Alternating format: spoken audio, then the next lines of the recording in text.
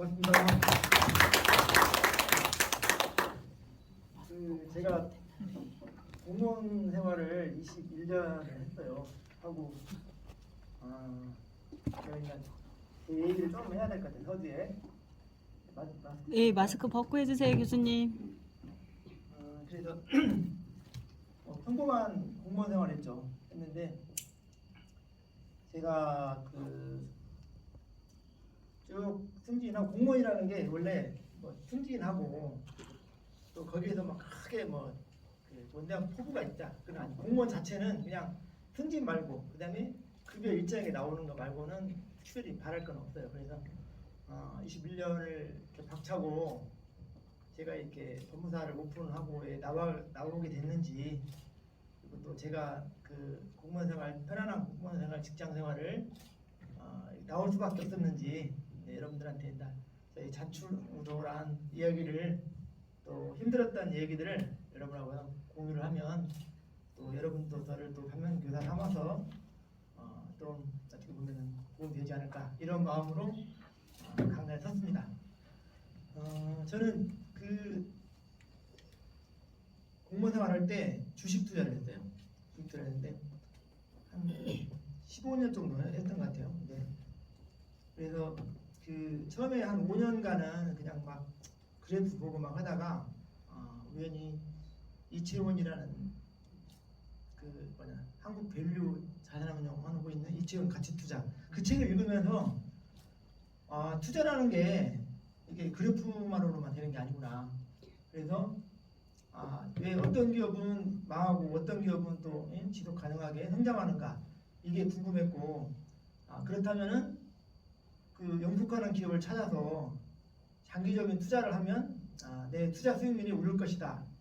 막연히 이런 생각을 했던 거죠. 그래서 기업을 알려면 경제 경영에 대해서 좀 알아야겠다.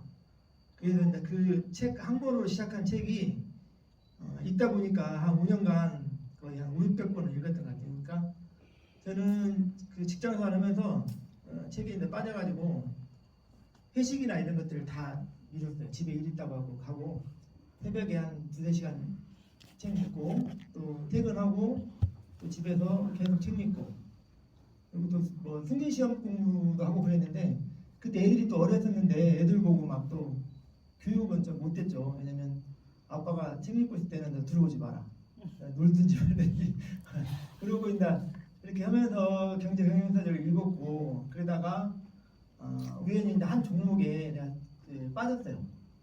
그때 로만손이라는 주식이었는데 그 주식을 빠져가지고, 그때 너무 좋은 주식이라 샀는데 그게 한 10년 정도 들고 있었는데, 그때 3,000원대 사가지고 한 2년간 1,800원까지 빠지더라고요. 빠지다가 저의 모든 재산을 그때 쏟아부었죠. 근데 2년 6개월쯤 되던 해에 이게 상승을 타면서 한 3년 만에 22,000원까지 올라갔습니다. 그래서 한때는 상한가 치면은 연봉보다 더 많게 벌고, 공무원 이렇게 해야 되나? 한 달 공부 그것도 없네, 이런 생각까지 가진 적도 있었는데, 그러면서 저희 약간 불행이 시작됐습니다. 왜냐면 돈을 좀 버니까 우리 큰 놈이 운동을 좋아했는데 골프를 시켰대요. 골프를. 그래서 제가 생각하면 골프가 이렇게 돈이 많이 드는 운동이었으면 저는 안 시켰을 거예요. 골프를 시키는데 한 1억 정도 들어갔대, 1년에. 근데 제 봉급하고 우리 와이프 봉급 합쳐봐야 1억이 안 돼요. 답이 안 나오는 거예요. 근데 저는 믿음이 있었죠. 주식이 우리 아들을 골프로 키워줄 것이다, 이런 믿음이 있었는데, 이게 하다 보니까 애들 뒷바라지면, 그냥 시합이 막 뛰잖아요. 시합 때 가서 거기에 신경 쓰고 시합 끝날 때까지 기다리고 오는 과정에 일단 주식도 안 되고 애들 골프는 안 되고, 그러면서 내 험난한 인생이 시작됐습니다. 그래서 어쨌거나 늦게 시작했는데 4년 만에 프로를 땄어요. 따고, 근데 거의 우리 가정의 재정 상태는 바닥이 온 거죠. 와서 답이 없으니까 한참 실력이 올라갈 때 군대 가 있어라. 군대 가면 아빠가 돈 많이 벌어오겠다. 이렇게 보냈어요. 보내고 사실은 이렇게 어려운 시국에 내가 법무사 오픈한다고 얼마나 벌겠냐, 이런 생각도 들더라고요. 그래서 저는 그동안 읽었던 책들과 나는 법무사를 하면서 그냥 하지 않겠다. 사업 계획서를 한번 써보겠다. 그런 마음으로 한 게 이 책입니다. 창업 푸드너 플랜. 이 책은 근데 제가 이제 제 자랑이 아니라 잘 팔려요. 그래갖고 이제 1,500권 팔리고 이제 2세 찍었는데 이 책은 저에게 이제 마법을 이제 가져다 주었죠. 왜냐면 그 사업을 안 해봤는데 제가 이제 사업 플랜이라는 생각으로 썼는데 또 1월 4일날 2020년 1월 4일날 오픈을 하고 출판 기념을 하고 이제 멋지게 나 법무사를 벌어서 아들 군대 제대하고 나면 뒷바라지할 돈을 나 왕창 벌겠다. 큰 꿈을 꾸고 있었는데 또 2달 있다 코로나가 터지더라고요. 코로나가 터졌는데 그러면서 이 이제 당황스럽잖아요. 어떻게 뭐 만날 수도 없고 사람들. 그러니까 이 책에 쓰여진 대로 따라서 했어요. 왜냐 이게 제 사업 계획서였으니까. 그래서 쓰여진 대로 사람을 못 만나보니까 뭐 유튜브 하고 블로그 하고 홈페이지 만들고 또 지인 소개로 칼럼이 들어와가지고 칼럼도 1년간 쓰고 그러면서 저에게 이제 이게 마법을 부렸죠. 근데 정말 신기하게 내가 이제 사무장을 20년대 경력했던 사무장을 왔는데 이 사무장이 너무 신기하다는 거예요. 이렇게 인터넷으로 온 경우 자기는 20년 동안 겪어보지 못했다. 근데 내 입을 통해 가지고 이제 전화가 오고 근다고 해서 내가 막 아들이 뒷바라지 할 정도의 막 큰 떼돈을 벌었냐 그건 아니지만 그래도 이 나의 사업 계획서 사업 목표죠. 어떻게 보면 목표와 실천 이런 것들이 하나같이 하면서 이제 2년째 돼가는데 그래도 참 이 업계 불황인 이 시대에 잘 견뎌 나가지 않나 그리고 잘 안착하지 않나 이런 생각을 해봤습니다. 그래서 이제 저는 이 책을 쓰고 이게 하면서 안 되네. 아무튼 그 믿음이라는 것이 생각이 많이 났어요. 왜냐면 경제학 서적을 많이 읽더라도 뭐 사업 성공 전략 이게 정답은 없잖아요. 근데 일단 자기가 이게 맞다고 생각하면 정말 맞게 실행되게 이게 나에게 결과가 온다는 거죠. 그것을 일단 실험적으로 느꼈죠. 그래서 또한 이 책을 쓸 때도 저는 초등학교 때부터 글을 안 써봤어요. 진짜로. 저는 카톡에 뭐 이렇게 막 올라오면 예 아니요 이거 난 2줄을 못 넣어요. 왜냐 글 쓰는 능력이 전혀 없었기 때문에 2줄을 못 썼어요. 네. 그래가지고 그런데 이제 그 책을 쓴다는 생각으로 썼죠. 근데 한 꼭지를 딱 써봤거든요. 한 꼭지를 쓰니까 정말 힘들었죠. 왜냐면 글 쓰는 능력이 없는데 글을 쓰려고 하니 이게 나오겠어요. 그래서 그래도 한 꼭지를 딱 쓰니까 이거구나. 한 꼭지를 쓰면 50꼭지도 써주는구나. 이런 생각을 하게 되는 거죠. 그래서 이 책을 쓰면서 저는 그 뭐냐면 어떻게 보면 네빌링이라고 하고 어떤 사람은 끌어당김의 법칙이라고 하고 이런 것들을 처음에 느꼈어요. 왜냐면 책 쓸 때 나는 베스트셀러 작가다. 그리고 나는 내 책을 사인받기 위해서 구름처럼 몰려든다. 나는 어디서 출판 기념을 하겠다. 막 이런 얘기 책 쓰기도 전에 그런 상상부터 한 거죠. 근데 그런 상상들이 결국에는 책을 쓰고 출판 기념을 하고 올 때 그대로 이렇게 재현되는 걸 보면서 인간이 상상하면 이루어지는구나. 그리고 어떻게 보면 이 사업 계획서도 어떻게 보면 상상력이죠. 상상력을 통해 가지고 그대로 실행했더니 이렇게 돼가는구나. 그래서 저는 이 믿음의 법칙이라는 것을 다시 한번 또 느끼게 됐습니다. 왜냐하면 믿음이라는 것은 정답이 없잖아요. 그래서 어떤 그 등산객이 막 이렇게 등산을 하다가 발을 헛디뎌가지고 낭다리에 매달려 있어요. 그러면 이 사람이 할 수 있는 것은 살려주세요. 누구 없어요. 이렇게 외치잖아요. 근데 아무 대답이 없죠. 그러니까 또 근데 그러다가 신이 나타나가지고 내가 신이다. 널 구해주겠다. 그 팔을 손에 놔라. 그러면 얘가 믿겠냐고요. 이 낭떠러지 매달린 사람이. 그래서 이 사람 다시 외치는 거죠. 거기 누구 없어요. 다른 사람 없어요. 이렇게 외치면서 못 놓으면서 이 사람은 손이 힘이 풀리면서 떨어져 죽든지 아니면 근데 이 믿음이라는 거 뭐냐면 이 밑에 바위 밑에 매달린 바위 밑에 이렇게 언덕배기가 있어서 놔도 떨어져 죽지 않는 그런 상황이었던 거죠. 그래서 이 믿음이라는 것은 우리가 어떻게 믿냐에 따라서 자기한테 얼마큼 성공 전략을 가져다 주냐 아니면 실패로 가느냐 이거는 믿음에서 온다고 생각을 합니다. 그래서 또 다시 제가 또 돌아가서 생각해 보면 또 이런 생각을 많이 해요. 우리들은 현재에서 현상들을 많이 보잖아요. 열매를 보고 결과를 보고. 근데 이 현상들은 항상 결과라는 얘기죠. 이 결과에는 항상 원인이 있다는 거죠. 열매를 보려면 뿌리를 봐야 되고 보이는 것에는 보이지 않는 것이 있기 때문에 보이게 되는 거고 이런 원인과 결과를 잘 알고 그리고 내가 쉽게 말하면 이런 인식들 돈을 벌겠다에 대한 인식들 그런 생각을 많이 해봤어요. 저는 어렸을 때 뭐 아버지나 어머니 소장농이었는데 굉장히 가난했어요. 그래서 그리고 그 뭐냐면 빚이 1원도 없었어요. 우리 부모님들은 논도 뭐 열마지기 안짜로 쳤는데 7남매고 근데 빚도 없고 빚이 1원이나 있으면 큰일 나는 것처럼 제가 배웠거든요. 그래서 그런 그 빚에 대한 막 그 강박관념들이 내 어린 마음속에 이게 세대에 바뀌어서 인식들이 제가 이제 대학교를 다닐 때 저는 한 달 용돈이 5만 원이었거든요. 5만 원이도 생활이 되더라고요. 그러니까 집에 왔다 갔다 하고 또 오토바이 또 중고 사가지고 오토바이로 또 집에 왔다 갔다 하고 그러면서 저는 이제 그러면서 반발 심리가 있었던 것 같아요. 이게 빚이라는 것은 이게 좋은 거다. 나는 부모님처럼 살지 않겠다. 이러면서 그리고 또 빚이라는 거잖아요. 이 자산이라는 것은 자본 플러스 부채는 자산이잖아요. 그래서 부채도 자산이라고 생각하고 많이 쓰자. 그러면서 주식 투자하고 막 아들 원하지도 않는 골프 시키고 또 둘째는 또 검은고 시키면서 20년 공직 생활이 망가지면서 이렇게 법무사를 오픈하게 됐는데 그래서 저는 이 책을 쓰면서 나는 돈을 벌어보겠다 이렇게 결심을 하게 된 거죠. 근데 이런 그 인식들이 부정적인 생각들이 있었는데 그런 부정적인 인식들을 다 바꿔나가기 시작한 거죠.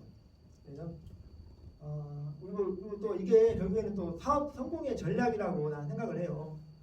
왜냐하면 목표가 있어야 되고 목표를 도달하려는 플랜이 있어야 되고 이런 사업 목표가 있었기 때문에 내가 현재에 있지 않나 이런 생각을 합니다. 그래서 항상 우리는 현재를 보면서 현재 볼 수 있는 것만 믿는다고 하는 사람이 있어요. 근데 사실은 전기나 이런 것들은 우리 안 보이는데 실제로 존재하잖아요. 그래서 보이지 않는 것을 믿는 그리고 목표를 정하고 목표를 이루기 위해서 그런 믿음들을 꾸준히 유지해 나갔을 때 저에게는 성공이 따라오지 않나 이런 생각을 또 해봤습니다.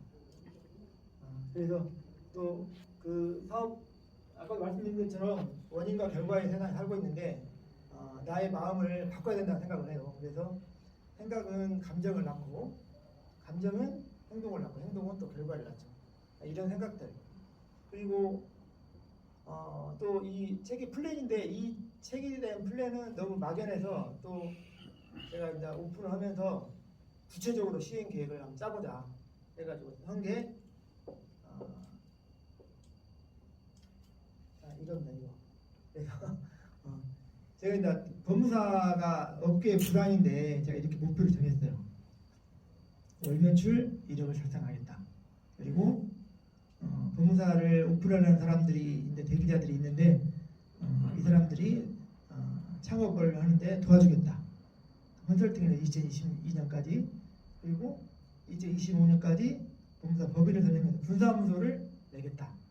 그다음에 2030년까지 포도나무 장학재단을 만들겠다. 이런 플랜을 딱 짰어요. 짜고 이제 지금 실행하고 있는데 이런 목표와 비전이 결국에는 제가 이제 제 책상에다 딱 걸어 붙였는데 우리 직원들도 자기 책상에다 붙이더라고요. 물론 일단 뭐 오너 마음을 또 거역하면은 또 어떻게 될지 모르니까 그런 마음을 했는지 뭐 강요하진 않았는데 이러고 저희 목표와 플랜이 있습니다. 그래서 저는 항상 그 사업 성공의 플랜, 전략, 우리는 목표가 있어야 된다는 거죠. 그래서 목표라는 것은 최상위 목표가 있어야 되고, 그 다음에 중간 수준의 목표가 있고, 최하위 수준이 있고. 그래서 이 최하위 수준의 목표는 사실은 예를 들어서 내가 뭐 월 매출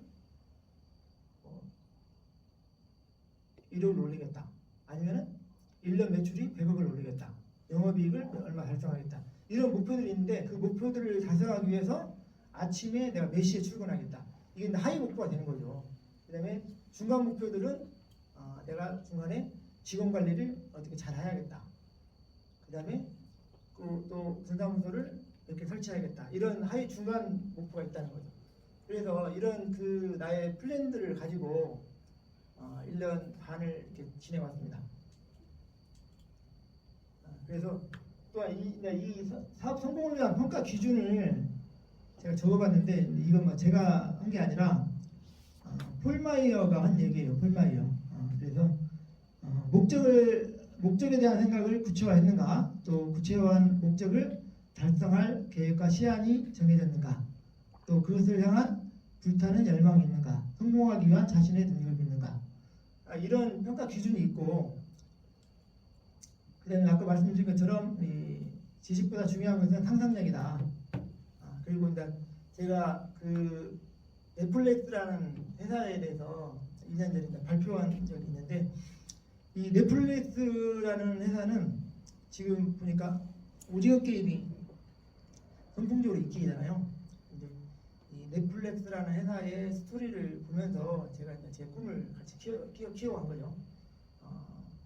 넷플릭스는 리드 헤스팅스라는 사람이 이제 설립을 했는데 이 기업 모토가 참 특이해요. 왜냐하면 여기 리드 헤스팅스는 그때 당시에 가장 유명한 톰 행크스의 뭐냐면 아폴로 13호라는 영화가 굉장히 유행했어요.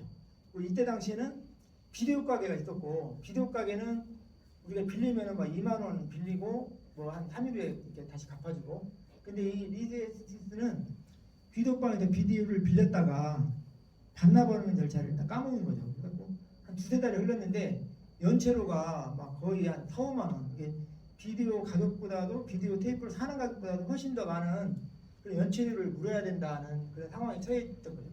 근데 그러면 이 스태프는 술을 먹고 비디오 테이프가 연체됐다는 것을 알고 어느 날 갑자기 이제 사업 아이템을 찾은 거죠. 왜 비디오 가게는 이렇게 헬스장처럼 월 정액적으로 이용하지 않는 걸까? 그런 거기에서 사업 아이템을 찾아가지고, 그렇다면 이 비디오방을 월 정액적으로 한번 만들어서 사업 아이템을 만들어 보자. 그런 게 지금의 넷플릭스입니다. 네, 그렇죠. 헬스장처럼 이용을 한번 해보자. 근데 사실 이때 당시에는 비디오방이 사양 산업이 있고, 비디오가 테이프가 끝나면 CD로 가고 또 CD가 또 영화로 가고 이렇게 갔다는 것도 알았어요. 근데 사양 산업인데도 불구하고 리드 헤스팅스는 이 나중에 이 영화 스트리밍 서비스가 어떻게 세상을 지배할 것이라는 걸 예측을 한 거죠. 그래서 비디오 테이프. 그러다가 또 이 CD로 변해가면서 이 리드 헤스팅스는 그렇다면 연체료를 안 물려면 헬스장처럼 이용을 하려면 이 그 테이프나 이런 것을 반송용 케이스에다가 넣고 빌려주자. 그러면은 비디오를 다 보고 난 다음에 반송용 케이스에다 넣고 우체통에다 넣으면 다시 비디오 그 가게로 되돌아오면서 회수가 되잖아요. 그러면 연체료를 묻을 일도 없고, 그러면서 사업 아이템을 찾아간 거죠. 그러면서 이 CD가 나중에 CD로 바뀌면서 이게 미국 우편 배달 서비스에서 반송용 케이스를 이렇게 혁신을 만들어 가지고 이런 그 어떻게 보면 혁명을 이룬 거죠. 근데 리드 헤스팅스가 이게 미국 그때 당시에 경쟁자가 블록버스터나 뭐 디즈니나 이런 데가 경쟁자였는데 가입자 수가 한 50만 정도가 됐어요. 50만 정도 됐는데 블록버스터나 이런 데는 막 뭐 한 500만, 600만 이렇게 아니 비교가 안 됐죠. 근데 이들을 어떻게 하면 경쟁자를 물리칠까 이런 생각보다는 이 블록버스터는 사실은 현실이 안주했고 이 넷플릭스는 딱 보니까 가입자가 50만일 때 샌프란시스코 지역에서 가입자가 평균보다 3배가 높았어요. 3배가 높았는데 왜 샌프란시스코만 가입자가 3배수가 높을까 이걸 고민하는 끝에 막 회의를 하고 토론을 하고 하다 보니까 샌프란시스코에는 그 물류센터가 있었던 거죠. 근데 물류센터에 보니까 물류센터가 있었던 지역이 가입자 수가 지역 평균보다 3배 많았다. 그것은 이유는 빨리 받아올 수 있는 것에 원인이 있었다. 그래서 미국 전 지역에 물류센터를 개설하면서 가입자 수가 폭발적으로 늘어나는 거죠. 그러면서 나중에는 경쟁도 안 돼 생각했었는데 나중에는 이 DCS는 블록버스터를 잡아먹습니다. 네. 그래서 블록버스터는 죽고 또 월마트가 또 너무나 비교가 괜찮네, 돈벌이가 되냐고 월마트도 뛰어들었는데 월마트도 이제 철수를 하게 돼요. 물론 디즈니는 살아있는데 이렇게 리드에스는 그 사양 사람이 비도방에서 지금은 온라인 스트리밍 서비스로 대박 터뜨린 거죠. 지금은 내가 보니까 최근에 그 넷플릭스의 회원수가 한 3억 명 되더라고요. 3억 명이면 월 곱하기 한 달에 10,000원이잖아요. 봤더니 한 달에 현금으로 3조가 들어오더라고요. 3조. 그러니까 어떻게 보면은 삼성전자는 막 엄청나게 비용이 많잖아요. 공장 증설해야 되지, 또 사람 채용해야 되지, 또 이 반도체 가격 등락에 따라서 이익률이 막 올라갔다 내려갔다 하지. 근데 이 넷플릭스는 월 재객제로 지금 좀 올랐을 거예요. 10,000원 좀 넘죠. 그러면서 지금 3억 명인데 오징어 게임이 선풍적 인기를 끌면서 아마 3억을 넘어가고 막 4억 명, 5억 명 되면 이 회사는 진짜 현금으로 몇 주씩 쏟아지는 거예요. 그리고 비용이 안 들어요. 근데 이 회사가 성공할 수밖에 없는 이유는 뭐냐면 그 영화를 만들 때 일반 영화들은 수많은 수천 편 중에서 한 10% 정도만 성공을 하잖아요. 근데 이 넷플릭스는 이 알고리즘이 있는 거예요. 우리가 이제 그 넷플릭스 영화를 보면은 이제 이런 데이터베이스들이 있는 거죠. 어떤 장면에서 시청률이 높고 또 어떤 배우가 나와서 어떤 대사를 했을 때 시청률이 유지가 되고 이런 것들이 데이터베이스가 생기면서 또 그런 것들을 통해 가지고 이 넷플릭스는 영화 산업에 과감하게 투자를 하게 되는 거죠. 예를 들어서 뭐 한 500억, 1,000억 일반 영화사들은 500억, 1,000억 들여가지고 영화를 만들었는데 그게 실패했다. 쫄딱 망하는 거잖아요. 넷플릭스는 그런 알고리즘이 있기 때문에 수많은 시청자들이 어떤 배우와 어떤 대사에 또 어떤 스토리에 성공할 수밖에 없는 그런 알고리즘이 있기 때문에 이 회사는 영화에 과감히 투자를 하게 된 거죠. 그래서 그때 당시에 뭐 킹덤이라든가 이게 좀 생각을 안 나는데 미스터 선샤인인가? 네. 드라마 봤었죠. 이것도 넷플릭스가 뭐 한 300억 정도 주고 투자를 했어요. 그리고 오징어 게임도 한 300억인가 400억 정도 투자를 했다고 그래요. 근데 이렇게 과감하게 투자할 수 있는 이유는 뭐냐면 성공 확률을 얼마든지 알고리즘을 알고 있기 때문에 과감한 투자가 된다는 거죠. 그래서 이 리드 에스피스는 이 사용 사람인 비도방의 아이템을 가지고 꾸준하게 지속할 수 있는 그런 아이템을 찾았다고 생각합니다. 그래서 또 근데 여기 포도나무 플레인이 뭔지는 혹시 아세요? 책 읽어보시면 없죠? 이게 뭐냐면 제 책의 큰 흐름은 뭐냐면 선택과 집중을 해라는 거예요. 사업할 때 선택과 집중을 해라. 근데 고창에 가면은 고창의 성송면에 그 도도태 농부라고 있어요. 이분이 이만한 그 포도송이 한 그루에 4,500송이 걸려요. 그러니까 이 방울이 4,500개가 아니라 이 하나를 뭐라고 하죠? 포도송이라고 하죠. 포도송이가 4,500개가 걸려요. 그래서 그 위원인다 신문 기사를 보고 어떻게 한 그루에 4,500송이 포도가 열릴까? 그리고 제가 찾아갔잖아요. 찾아갔는데 진짜 장엄해요.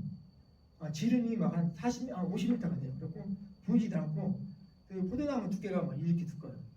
근데 이 포도나무는 이분이 이제 어떻게 사촌 어묵선이 길렀냐 물어보고 아마 가서 책을 쓸 때 이분한테 찾아가서 이런 연금을 하다 보니 책을 써야겠다 하고 이제 물어봤는데 가다 보니까 이분도 우연히 일본의 포도농가가 그 한 그루에 2,000송이를 열었다는 게 재배를 했다는 기사를 보고 그럼 나도 좀 재배해봐야겠다 그런 그 텔레비를 우연히 보고 쉽게 말하면 나도 포도나무를 재배해봐야겠다.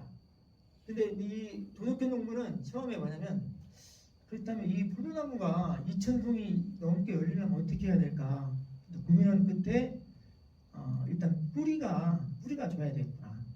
그래서 뿌리가 튼튼한 유럽산 야생 포도나무 뿌리를 일단 가져온 거죠. 그리고 줄기 기능이 좋은 또 우량종을 해갖고 일단 접을 붙인 거예요.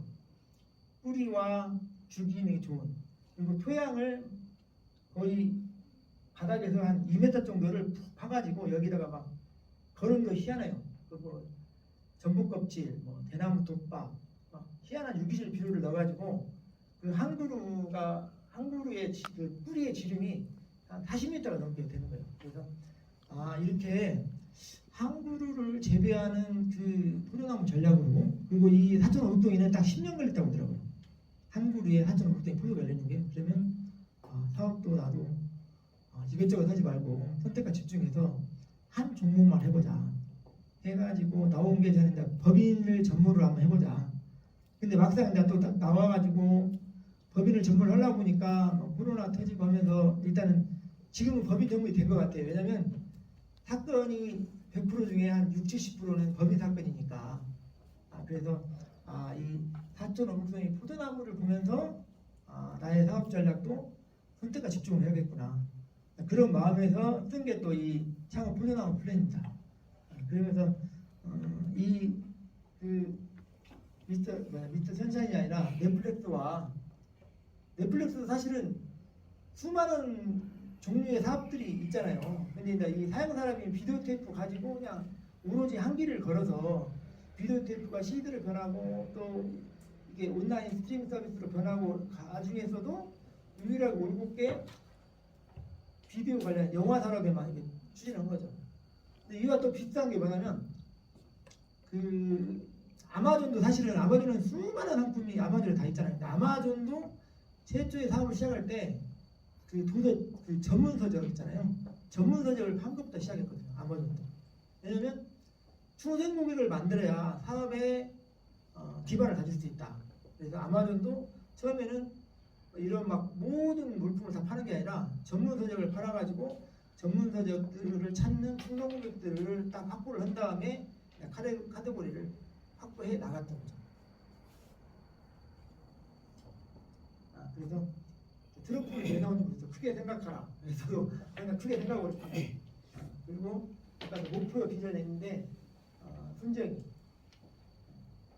그래서 일단 저는 이것도 사실은 내 책상에 이렇게 끼어져 있어요. 자신의 내면의 세계가 외적인 세상을 반영한다. 스스로 부족하다고 믿으면 그 믿음을 증명하기 위해 부족한 현실을 만들어낼 것이다. 반면에 풍부하다고 믿으면 그 믿음을 입증하듯이 투명해질 것이다. 또 누군가 자신을 꿈꾸는 삶을 살아보고자 노력하면서 자신이 꿈꾸는 곳을 향해 믿음을 가지고 나아간다면 평범한 시간 속에서 예기치 않은 성공과 마주하게 될 것이다. 제가 이제 책을 읽다 보니까 뭐 자기개발 서적이라든가 경제경제서를 많이 읽었는데 제가 이제 책을 느끼는 게 뭐냐면 책을 아무리 많이 읽어도 의미가 없더라고요. 그래서 자기가 책을 읽을 때 어떤 느낌을 받았냐 그리고 이것을 10번을 읽든 한 번을 읽든 그때의 느낌이 굉장히 중요한 것 같아요. 그래서 완전히 자기 거로 소화를 하려면 이 책에 있는 내용이 막 페이지만 늘리고 막 책을 많이 권수만 늘리는 것이 전혀 도움이 안 되더라는 얘기죠. 그래서 책을 읽을 당시에 나의 느낌, 내가 얼마큼 온전히 내 것으로 받아들이냐 그게 일단 제일 중요하다고 생각합니다. 책을 읽는 팁이라고 저는 생각을 해요. 그래서 제가 뭐 수익 공식인데 그래서 우리 이제 사업을 하면 이제 매출이 늘리는 게 가장 큰 목표잖아요. 그래서 나는 매출보다는 공식을 바꿨습니다.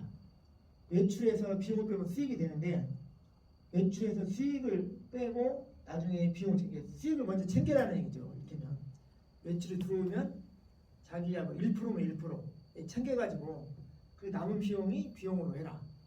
이런 전략을 쓰고 있습니다. 그래서 여러분들에게 사업 성공의 전략이라는 주제로 이렇게 제가 뭐 크게 사업을 많이 해본 것도 아니고 여러분에게 뭐 얼마나 가르치려는 마음인 게 아니라 저의 생각과 마음들을 여러분하고 같이 공유를 해봤으면 하는 생각에서 또 기업가의 정밀한 수익을 얻으며 사람들의 문제를 해결하는 사람이라고 저는 생각을 합니다.